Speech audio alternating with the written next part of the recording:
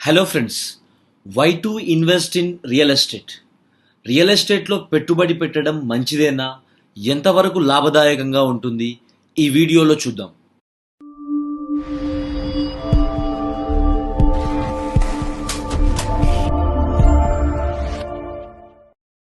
Long term ఇన్వెస్ట్మెంట్స్లో మనకి మేజర్గా ఉండేవి ఈ 4 options: bank, gold, stock market and real estate. First మనకి బ్యాంక్ లో చూసినట్టయితే రిస్క్ అనేది తక్కువగా ఉంటుంది, అదే విధంగా రివార్డు కూడా చాలా తక్కువగానే ఉంటుంది. ఇది మనకి లో రిస్క్ లో రివార్డ్ కేటగిరీ. నెక్స్ట్ మనకి గోల్డ్ లో రిస్క్ అనేది తక్కువగా ఉండి రివార్డ్ అనేది మోడరేట్ గా ఉంటుంది. నెక్స్ట్ స్టాక్ మార్కెట్ లో హై రిస్క్ హై రివార్డ్ ఉంటుంది. ఇక్కడ కొన్నిసార్లు మన ఇన్వెస్ట్మెంట్ కూడా కోల్పోయే పరిస్థితి వస్తుంది, కాబట్టి సరైన అవగాహన ఉంటేనే దీంట్లో అడుగు పెట్టాలి. Next real estate.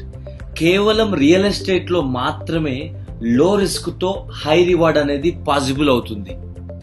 మనం లాస్ట్ 37 years లో ఇన్వెస్ట్మెంట్ స్టాటిస్టిక్స్ కనుక గమనించినట్టయితే బ్యాంక్ ఎఫ్డీస్ లో ఇన్వెస్ట్మెంట్ చేసిన వాళ్ళకి 20 times గ్రోత్ వచ్చింది.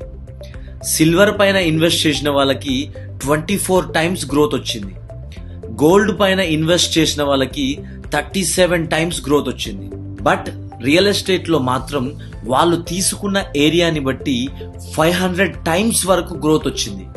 ఇందాక మనం డిస్కస్ చేసినట్టుగా లో రిస్క్ తో హై రివార్డ్ అనేది కేవలం రియల్ ఎస్టేట్ లోనే పాసిబుల్ అవుతుంది. మరి రియల్ ఎస్టేట్ ఇంతలా పెరగడానికి కారణాలేంటో చూద్దాం. ఈ ప్రపంచం మొత్తం కూడా ల్యాండ్ అండ్ వాటర్ తో డిజైన్ చేయబడింది.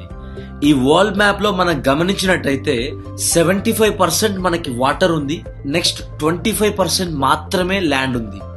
ఈ కొద్ది 25% ల్యాండ్ లో మొత్తం ప్రపంచ జనాభా ఉంది. మన ఇండియా విషయానికి వస్తే ప్రపంచంలోనే సెకండ్ హైయెస్ట్ పాపులేటెడ్ కంట్రీ మనది. రోజు రోజుకి జనాభా పెరుగుతూనే ఉంది. మన పాపులేషన్ యొక్క ఫ్యూచర్ ప్రొజెక్షన్స్ చూసినట్టయితే 2031 నాటికి ఇండియా అనేది 151 కోట్ల జనాభాతో చైనాని దాటుకొని అత్యధిక జనాభా ఉన్న దేశంలో మొదటి స్థానంలో రానుంది. ప్రెసెంట్ ఇండియాలో 130 crores పాపులేషన్ ఉంది. నెక్స్ట్ 10 years లో extra 20 crore people demand land కి రానుంది. Evolution of land. మన తాతలు ఎకరాల్లో భూములు కొనేవాళ్ళు, మన తండ్రులు గుంటల్లో భూములు కొనేవాళ్ళు. మనం యాడ్స్ లో అంటే గజాల్లో భూములు కొన్నాం. ఇప్పుడు స్క్వేర్ ఫీట్ లో భూములు కొనే పరిస్థితి వచ్చింది.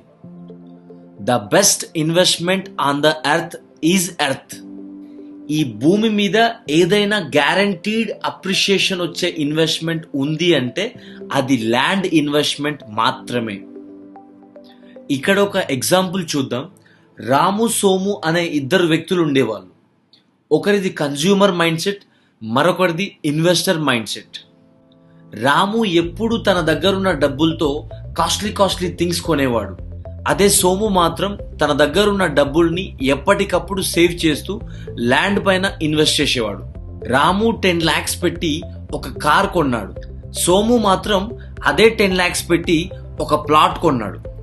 ఒక 15 years తర్వాత చూస్తే రాము కొన్న కార్ ఎందుకు పనికి రాకుండా స్క్రాప్ లోకి వెళ్ళింది.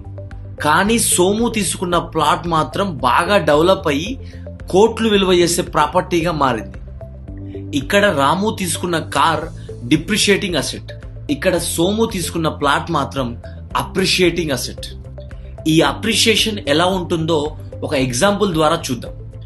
సోము యొక్క ఇనిషియల్ ఇన్వెస్ట్మెంట్ వచ్చేసి 10 lakhs. సోముకి వచ్చిన అప్రిషియేషన్ మనం ఒక మినిమం కన్సిడరేషన్ లో ఒక 1 crore తీసుకుందాం.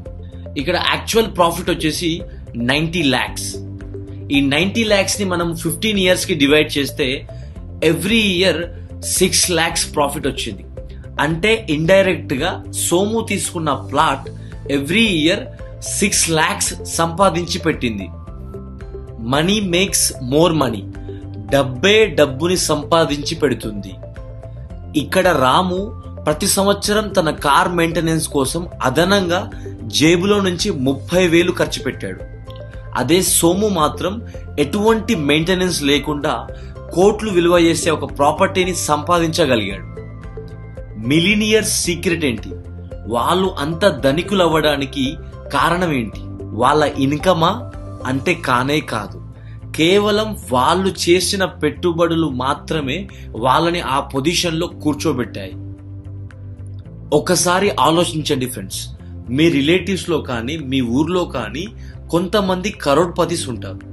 వాళ్ళు కరోడ్పతి కావడానికి కారణం ఏంటి అంటే వాళ్ళ ఫాదర్స్ కానీ వాళ్ళ ఫోర్ ఫాదర్స్ కానీ అప్పట్లో ల్యాండ్ కొని పెట్టడం.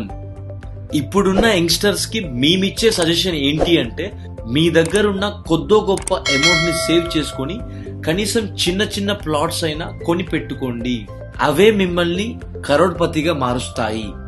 ఫైనల్ గా ఒక్క మాట ఫ్రెండ్స్, భూమిని అమ్ముకొని ఎవరైనా నష్టపోయి ఉండొచ్చేమో కానీ భూమిని కొనుక్కొని నష్టపోయిన వారు ఎవ్వరూ లేరు. మన